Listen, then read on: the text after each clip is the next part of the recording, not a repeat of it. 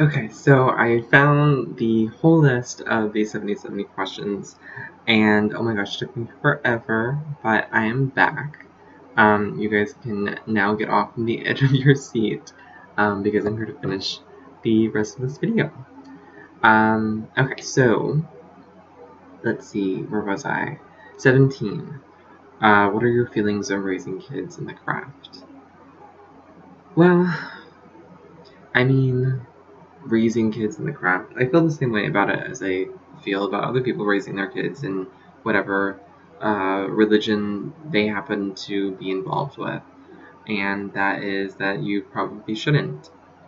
I don't really see a problem with sharing with your kids your beliefs or your practices, but raising them in those beliefs gives this idea of raising them to believe in those beliefs, and I really feel like kids should be able to explore all sorts of different stuff. Um, so, I mean, yeah, I share, sure, uh, teach, not so much. Okay, so 18 is, if you were a god or goddess, who would you be? Um, I think I'd like to be some sort of love god or goddess. I'd like to surround myself with just like beautiful things all the time and help to create beauty in other people's lives. 19 is, do you use astrology in your practice, and in what ways? Not really. I kind of want to get more into it. I feel the same way about astrology that I feel about crystals and stones in a lot of ways. I used to be like a huge skeptic about it, about both of those things. But when you think about the amount of energy that the universe goes through to move the planets, and when you think about the amount of energy that the Earth goes through to create crystals and stones, the intensity of the heat, the patterns that the universe makes when it moves, it's almost too coincidental to not be important.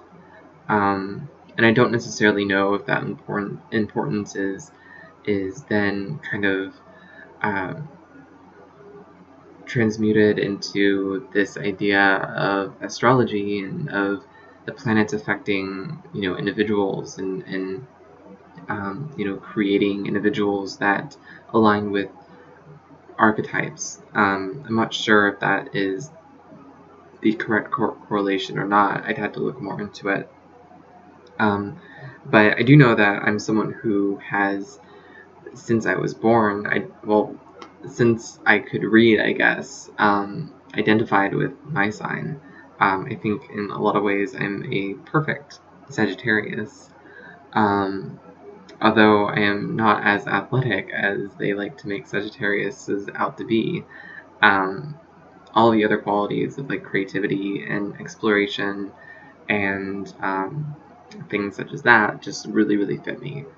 So yeah, I mean, I'd have to know, I think, a little bit more about the other signs and see if I can like align them with other people and see if they fit into those personality traits, to see if there is a common theme running through all of us.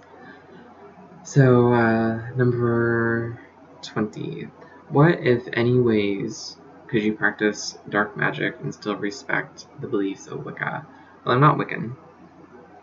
And yeah, I'm not Wiccan, so I mean, the idea of dark magic just doesn't really go with me. The idea of dark and light, I think it is very, very gray.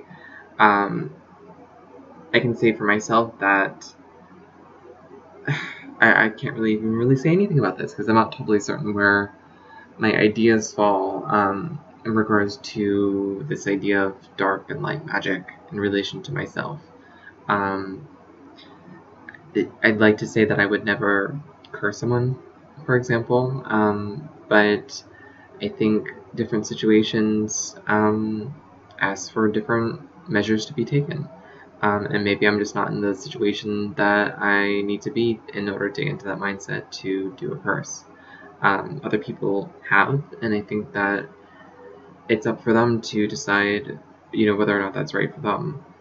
What I do have a problem with is people offering curses to other people online, on YouTube, on Tumblr, when they don't really have any idea of the context of what that person may or may not be using it for. I think that's dangerous and a little bit irresponsible. Number 21. Do you have any witches in your family? There is a part of me that feels as though there has to be someone else in my family, maybe not now, but in the past at some point, who has felt the same way that I'm feeling now about the world and about the universe and about divinity. I'm very, very curious about my ancestry and especially the earliest form of my ancestry and what they might have been involved in and what their practices might have been. Whether or not they would have identified as being a witch, I'm not sure. But if they had in any way felt similarly as I feel now about nature and love and divinity, then it's just a name. Everything else is the same. So I'd consider them kin anyway. 22. What item can you not witch without? Probably candles. Yeah, I'm gonna go with candles.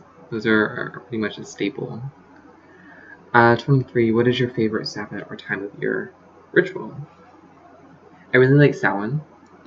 It's probably my favorite.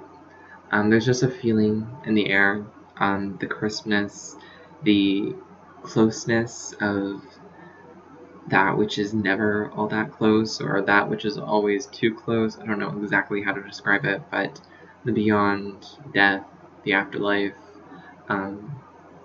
source, all of that just seems to weigh heavier this time of year, and it's invigorating. 24. Have you ever had a YouTube burnout? No, not yet. I mean, when I moved over here, I wasn't making videos. That was just because I was so busy doing other things. But not yet have I had like a burnout. I'm sure that's coming to me though at some point. 25. What is your fave witchy shop, and do they have an online store? I don't necessarily have a set witchy shop, but I don't have loyalties to anything. If I can find something cheaper somewhere, I will. And I use Google a lot just to find different things. So far, most of what I've bought has come from things that you wouldn't, or places that you wouldn't necessarily assume to be witchy stores, such as Walmart or Dollar Store or things like that. I get a lot of my incense and candles and things like that from there. But Etsy is also a really good source. If you can, definitely patronize your local witchy shops because they run out of business really, really quick. I actually went to one downtown earlier today, and I was actually a little bit disappointed. I want to be that person who can frequent a place, who can find a home in a place like that, who continues to go back to that place to patronize it over and over and over again. But I find that a lot of witchy stores are just lacking in merchandise. There have been very few that I've walked into and just been overwhelmed with the amount of things in there. Usually it's the same things over and over and over again. And then even only a few of those things. So I'm still looking for that one place that I can kind of feel as though it's my store to shop for my things at. 26 is, when buying witchy items, do they choose you or do you choose them? I think it depends. Stones, I think that there is an element of choosing them choosing you, of the energy there feeling right. maybe the same thing could be said for things like cauldrons and other things. I think this more so applies to things that you wouldn't necessarily consider witchy, but that just personally draw you. Things that you might maybe put onto your altar, for example. I know Kellyanne talked about how she put a, was it Kellyanne? I think it was. Um, how she put a Russian doll onto her altar, the ones that have a large one and a smaller one and a smaller one, because of how that relates to how she sees the universe and how she sees cosmos. And so things like that, I think, more so than like actual tools, usually choose you. Yeah. Um, 27. How do you organize your herbs and ingredients? I don't. There is one drawer that I have, and everything goes in there. There's a left side and a right side, and which side whatever thing ends up on is just a toss-up. 28. Do you have interest in other deities that you don't work with? If so, which ones? Oh yeah, so many. Um, there are a lot of deities out there that I think are fascinating, and I love to hear other people talk about them. I just spoke about Kellyanne, but I'm going to bring her up again because apparently I love talking about her. But she actually is, she worships Hel, the Norse god of Hel, and listening to her talk about like Hel's realm and what Hel means to her, it's so beautiful. But as beautiful as I can find her relationship to that deity, I recognize that relationship doesn't necessarily gel with me so much. And so there's a little bit of a jealousy there too, because I have a kind of collect them all kind of attitude when it comes to deities, and I really, really wish that I could just be talking to them all day long. But the truth is that some deities work with some people and other deities work with other people, and you can't really force the situation. But that didn't really answer the question, did it? Hell, like I said, is really, really interesting. I think Scotty is really, really interesting, but I haven't really worked with her because I don't necessarily think that she has a lot of connection to my life and the things that I'm going through.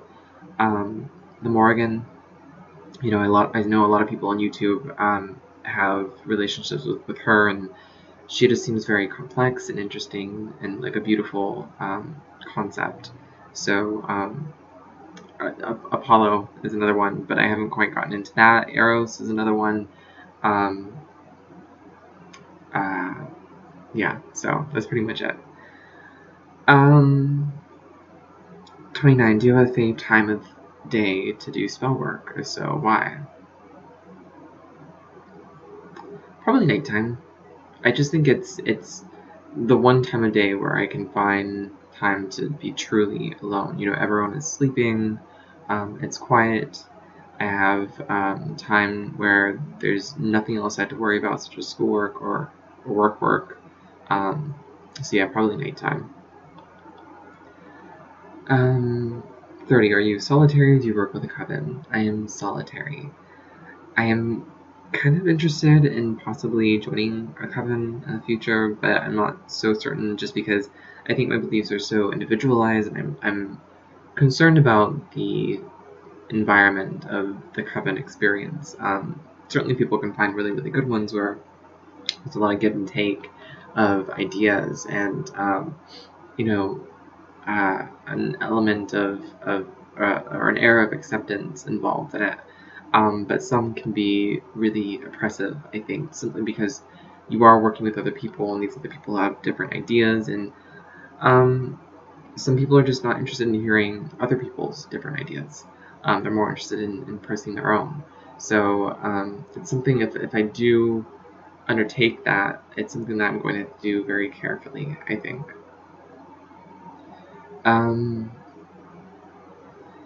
If you could pick a certain witchcraft tradition that fits your practice most, what would it be? Druid, Celtic, Wicca, etc. maybe pantheistic, if that could be considered one. Eclectic, probably those two things. Yeah, probably those two things. 32. What was the most creative spell you've ever done? What did you use? I can't really think of anything. I can think of some that I try to be really, really creative with, and it just failed miserably because I had no clue what I was doing. But I can't think of one that strikes out to me as particularly creative. What do you prefer for divination? Tarot, oracle, runes, etc., and why? Tarot. Tarot because I think it's just rife. I'm thinking of them in comparison to runes, and it's a similar concept of different, I guess, images representing broad or grand ideas, and trying to build a read off of that, I guess. But I think tarot offers a lot more than something like runes, which is, lines on stones. Tarot is fully realized images. There's people involved, there's symbolism involved. It's very deep and just rife with different concepts, with different archetypes, with different symbolism, like I said. It offers a lot, I think, to everyone from beginners to veterans. And in general, I'm a very visual person, and I'm also a story-oriented person. I really enjoy the story of tarot, of trying to find how that story fits into my own story, into my own life. I just think it's a really beautiful thing, so definitely tarot. 34. What are some ways you keep yourself grounded? I think always taking time to talk to the goddess. That 10 or 20 minutes before falling asleep, where you can just really lay everything out, everything that you did that day, everything that you thought, what you're thinking of for the future, how you feel, just laying it all out there, candidly and unabashedly, and accepting, whatever she says in response. I think that probably grounds me the most. Have you ever had a spell go horribly wrong? No, I've had duds, but that's about it. Have you ever had a... Oh, wait, I did that one. What are your opinions on initiation rituals? I think that they work really, really well in covens. I can see the significance of that. There's a weird power dynamic involved with those that I'm not totally certain I'm okay with. And that's actually one of the things that kind of bother me about covens, is that it implements a power dynamic, even when they try really, really hard not to. There's always going to be like the oldest witch in the group. There's always going to be maybe a high priestess, things like that.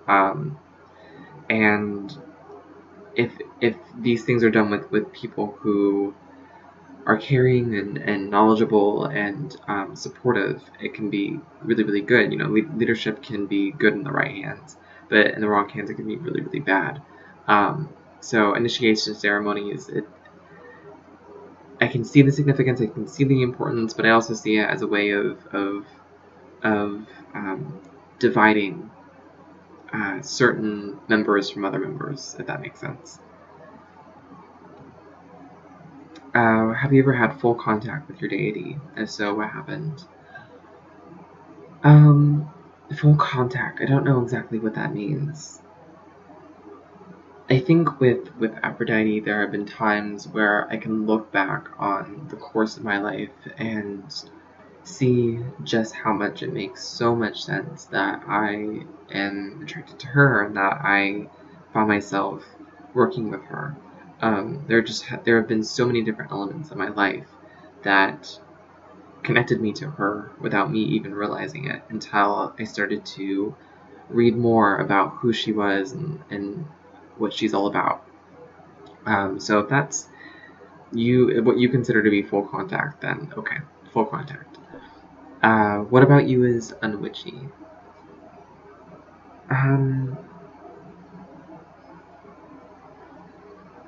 I don't know. I think that witchiness can just kind of expose itself in all facets of anyone's life.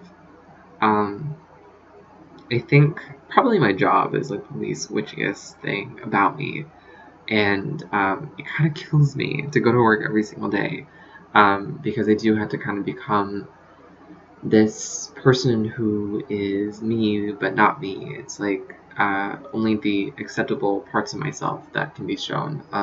It's incredibly exhausting. To a lesser extent, school is the same thing, but I don't talk to as many people at school, so I don't feel it as much. So yeah, probably my job is the least witchy thing. For the dating witch, how do you tell a new love interest that you are a witch? That is a good question. When you find the answer, please come back to me. I would love to know. It's something that I worry about a lot, probably irrationally. I mean, it's rational because people do tend to freak out. And of course, you can say, well, then you don't really need them after all. But I mean, when you're actually in that situation, when you've been dating for maybe a little while, and you feel like you can trust them enough to be open about something that is very, very close to you, and they react negatively, it can be really, really hurtful. And I think it can kind of make you second guess trusting other people. But I just don't think that anyone really likes for their religion to be mocked, or to be considered evil, or to be considered make-believe. I don't necessarily see my spiritual path as being any less legitimate than like a Christian spiritual path, and so for someone to come in and act like it is, I can see that as being very hurtful. So yeah, it's something that I worry about, and it's something that you have to kind of be careful with. You have to be absolutely certain that that person is the right person to let them know. And certainly, if they're not accepting of it, then you don't need to be with those people. As hard as it might be to admit that, you don't need to be with them. You can find someone better. 40. Who is a past witch that has inspired you, whether famous or not? Kelly Ann is very, very inspiring. So is Thorn, who is, I just forgot what her name is on YouTube. But she's Thorn the Witch. She is on Pantheos, she's on Tumblr, she is, I just think, a very, very grounded person. I love listening to her talk. She's a Gardnerian Wiccan, and she just has a lot of really great ideas. I think that she really makes Gardnerian Wicca relatable, and something that doesn't seem quite as stick up the butt as some people make it out to be. Ember Honey Raven is also a really, really good one. If I think of any more, I'll let you guys know. 41. How do you handle rejection from a fellow witch that refuses to do a reading or a spell for you? I've never experienced this, so I don't know how I'd handle it. I'd like to think I'd be supportive of it. You know, they shouldn't be forced to deal with me at all. You know, I can be obnoxious sometimes, so I understand if you don't want to do something for me or hang out with me. It's all on you. Do you think it is necessary to cast a circle when you do spell work or any magical working? I think it depends. I think if you are going to do something like attempt astral travel, which is essentially leaving your body open, I think it's probably better to do a circle just for an added protection. For other things, I don't know if it's necessary per se. I think it can be very good in getting you into that mindset of witchiness. It's kind of like a precursor to the actual spell. In that sense, it just gets you in the mood. So I can see that as being helpful. If Steven Spielberg called and wanted to make a movie of your life, who would you want to play as you? Louis Garrel, who's a French actor, and also the love of my life. But he could play me. He just had to perfect his English accent. 44. What is some advice that was given to you that you pass along because it made an impact on your path?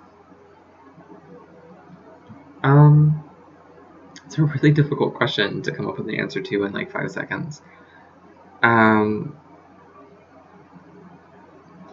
What I appreciate is when people talk about how it's okay to doubt yourself, because doubt is something that I constantly face, and it's something that I don't think a lot of people talk about. But I think it is okay to doubt. I think that we were created to doubt and to think skeptically about things. I think that is the smart way of going about learning and about spirituality, about anything really. And always being just open-minded about the different possibilities in the world, and even being open-minded about how you might be wrong about something. I firmly believe that none of us know what the hell we're talking about on here. We are all just kind of doing what feels right and hoping that what feels right to us is actually right. And that's really all that we can ask of ourselves.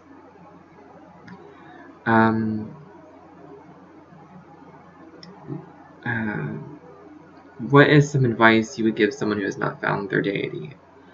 Wait,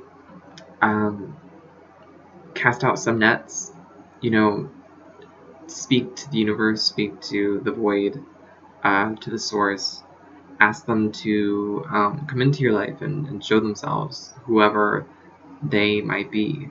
You might be surprised at what actually comes to you.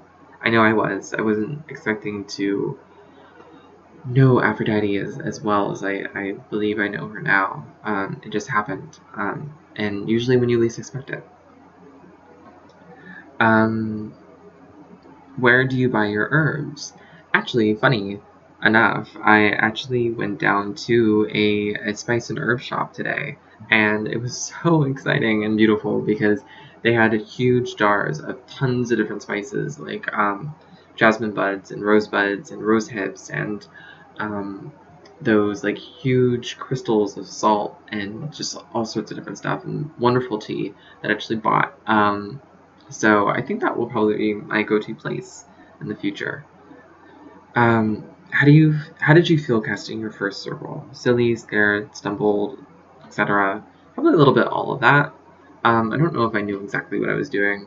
I don't know if I still know exactly what I'm doing. But yeah, it was kind of all those things. Silly, scared. You never really know exactly what's going to happen. So 48, what was your first successful spell?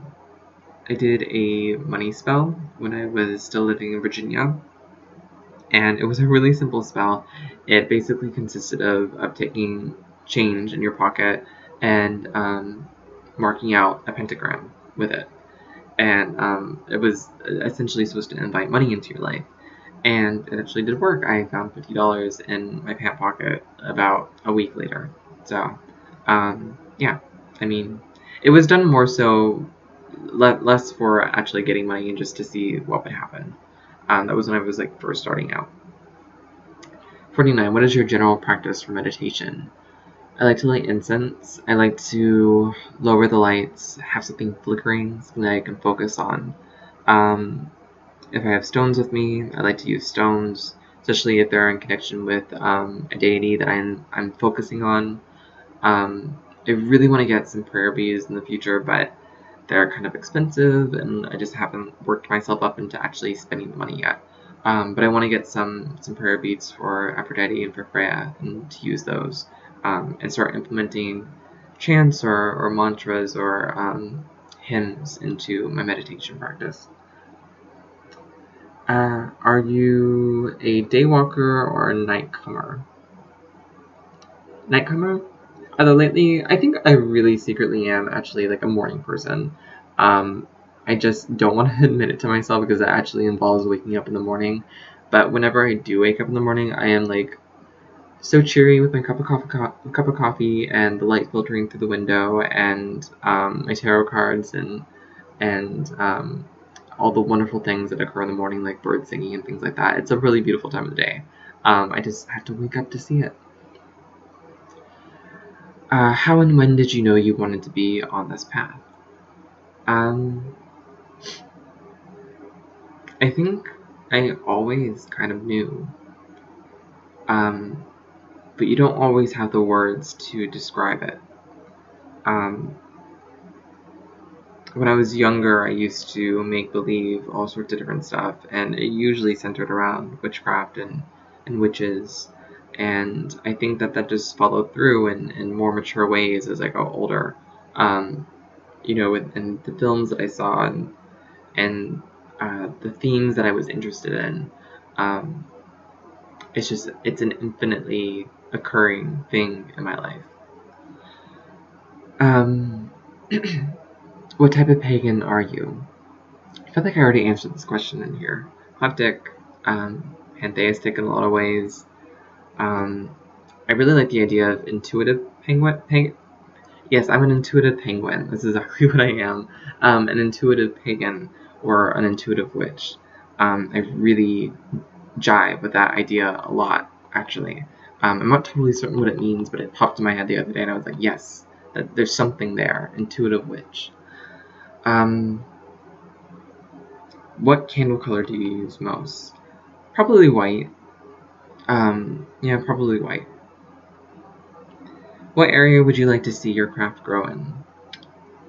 The magical area. I don't really feel like I do magic enough, but I feel like I've discovered the type of magic that I was looking for before, which is one that is, well, I guess sage magic, but there's just a limited amount of sources out there about that. And I'll get more into that in the future about like why that concept of sage magic really attracts me, but in a bigger video and in another one. What is your preference to buy or make your tools? Currently to buy tools. I don't have a lot of time to make tools yet. What fictional witch book book or screen inspired you the most?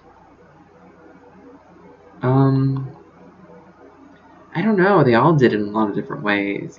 Kiki from Kiki's Delivery Service, all the witches from the craft, Harry Potter, Hocus Pocus, like practical magic. There's so many that were such beautiful renditions of what it means to have that witch soul, and I love all of them, so I can't choose. Was your first spell when you were alone or in a coven? Alone. What is your favorite candle incense send for magical purposes? I have different preferences for different things. I have a lot of different instances that are specific to different deities. I just bought an apple one for Aphrodite. I use dragon's blood for Freya for some reason. Frankincense for Aphrodite. Full moon, which is, I don't know if that's like a one that occurs in a lot of different brands, but the one that I get, there's one called Full Moon, and it's purple, and I use that for Hecate occasionally. In general, I like flowery things. There's this one scent that comes in a wax cube, and it's lavender sugar, and it's just like to die for. It's like what my soul would smell like if my soul had a scent. It's beautiful. Where is your favorite place to go to reconnect with nature? I don't think I've found that place here yet. I haven't done a lot of exploring of nature here. I'm sure there must be a park somewhere. I'll have to figure it out. But I do get a chance to walk to campus like every single day to all my classes, and I really appreciate, especially now that it's getting cooler, because I do live in Florida and it's breathtakingly hot sometimes. But now that it's cooler and it feels like autumn, it's so nice to have that extra 5 minutes outside to walk to class. Do you believe in fantasy creatures, unicorns, gnomes, elves, fairies, etc.? No, probably no.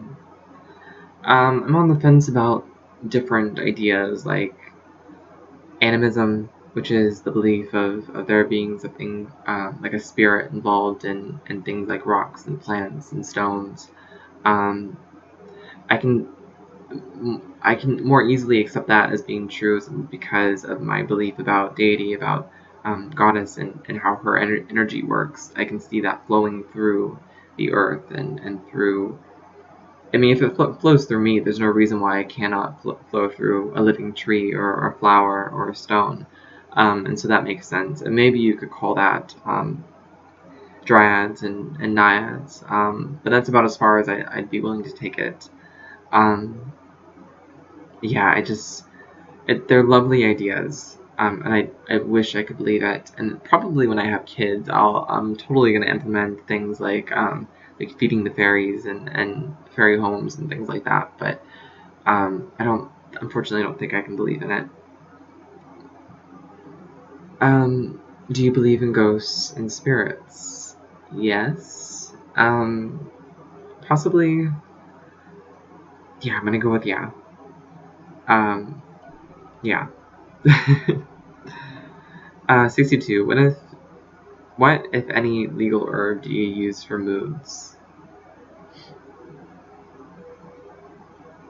I think you can use all sorts of different stuff. Lavender for relaxation. Yeah, just lots of different stuff. So, I'll go with lavender, I guess. What is the most recent spell ritual you have done? I don't know if this is considered a spell, but I was on the road the other day, and I was feeling particularly sad or wistful because I just watched The Lost Boys, and I learned about Corey Haim and his story, and it was just so heart-wrenching to me. There's, if you guys don't know, he ended up dying from drugs, essentially, and he was like this young childhood star and very, very cute and very nice and probably a little bit naive, and he got involved in the drug scene and it just ruined his life. And like in his last moments, he was living with his mom and he asked her, he was like an older man, he was like 30, I think, 38. And so you have this grown man and he just turns to his mom and he asks for her to hold him because he doesn't feel well and he ends up dying that night. And there's just something about that story that just, like, it hurts my soul when I think about it, and it still does. That lost life, that lost potential. And anyway, so I was, like, reeling from that, and I was on the road, and there was this guy who drove by on a motorcycle, and he didn't have any padding, he didn't have a helmet or anything like that, he was young, and it just really willed that he might be okay on the road. And it was just like a little silent, little almost spell, maybe spell thing. So that was probably the most recent thing that I did.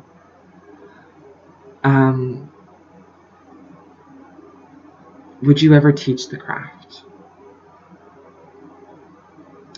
I can see myself maybe teaching tarot in the future. Once I become a little bit better at it, I can see myself doing that because I think that you can teach tarot in a way that allows people to be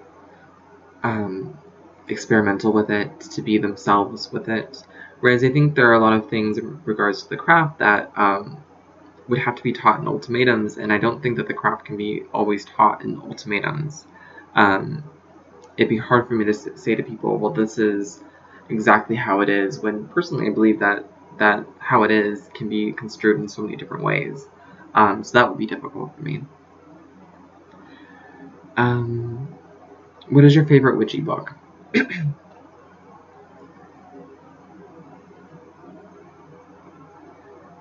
I don't know if it's witchy, but I mean, most of the books that I've read, honestly, are not witchy, but more spiritual, and more related to the goddess. For example, I've read a lot of, oh man, I don't remember what her name is.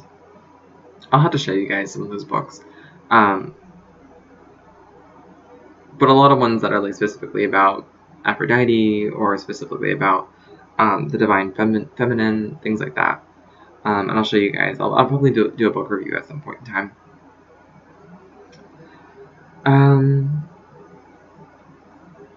Do you prefer spells, rituals, inside or outside? Probably outside, but I don't have a lot of chances to do that. If you're coming from a Christian Catholic background, did you find the transition hard with family and the whole going to hell thing? Basically, leaving all you've been told was right. Yeah. And moving further and further away of this idea of hell and the possibility that I might go there is still like comes back to haunt me occasionally, just because it's such a an overwhelming concept. And as for my family, they don't know anything about anything. So, yeah, it's definitely not easy. There are times when I really, really wish that I could call someone that I love and just say, well, I'm really excited about this aspect of my practice, or I'm really excited about this new definition of a tarot card that I learned about, or, you know, whatever. But I just can't. It's disheartening sometimes. 71, what are your totem animals? Well, first of all, totem animals is culturally appropriative. Second of all, I don't think that I have any. Yeah, I don't think I have any. 72, what are some things you reuse after spells, ritual work? You can reuse candles, incense. You can mix it up with salt and create your own black salt. Depending on how you use them, you could probably reuse herbs too. Well, who helped you most when you started on your path? Probably YouTube. I first actually started on Tumblr, because there's a wealth of information on Tumblr. But YouTube is really where I found a sense of community, and like the face of the community, and faces such as Ember Honey Raven and Thorn the Witch and Kellyanne and witches like them.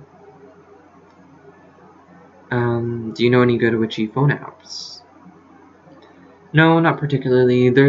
I had a tarot card app on mine, which you could use to like create your own digital cards and your own digital spreads and things like that. But it wasn't really doing anything for me, so I got rid of it. I don't really use witchy apps. What is your favorite magical study?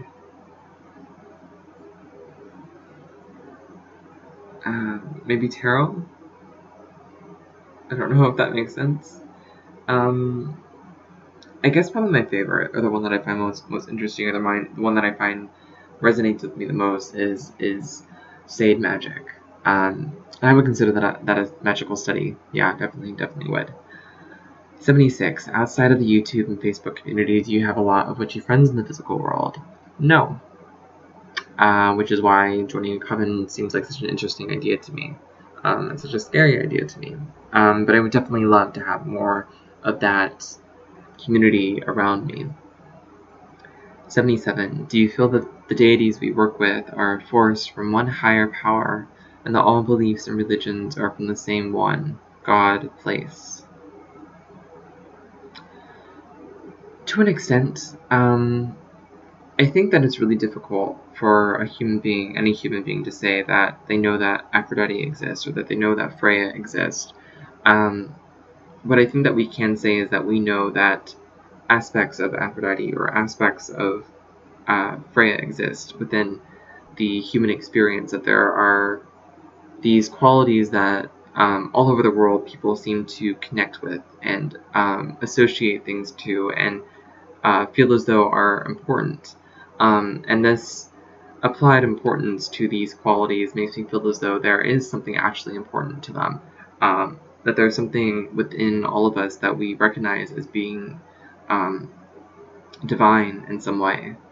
And whether that is connected to multiple different deities whose names I think is probably impossible for us to even know, or one deity whose name it's impossible for us to know. I mean, it's all impossible to know. So I'm not really certain I can answer that question. Sometimes I think of it as being polytheistic, and other times I see it as being pantheistic, of the one being connected to the all and the all being connected to the one. It really changes on the daily for me, depending on my mood, and depending on how connected I feel to individual deities at that point in time. So yeah, it changes. But it's always a wonderful discussion to get into. I love talking about that. I love it. So thank you guys so much for listening to me. This has been such a long video, or 2 videos, but I do appreciate you guys sitting around and listening to me talk. Let me know if you guys have any questions about anything. I'm going to head to bed because I have to wake up at 7 o'clock in the morning tomorrow, and it is now 10:30, so I'm going to be exhausted. But yeah, thank you guys. Hope you have a good night. Bye.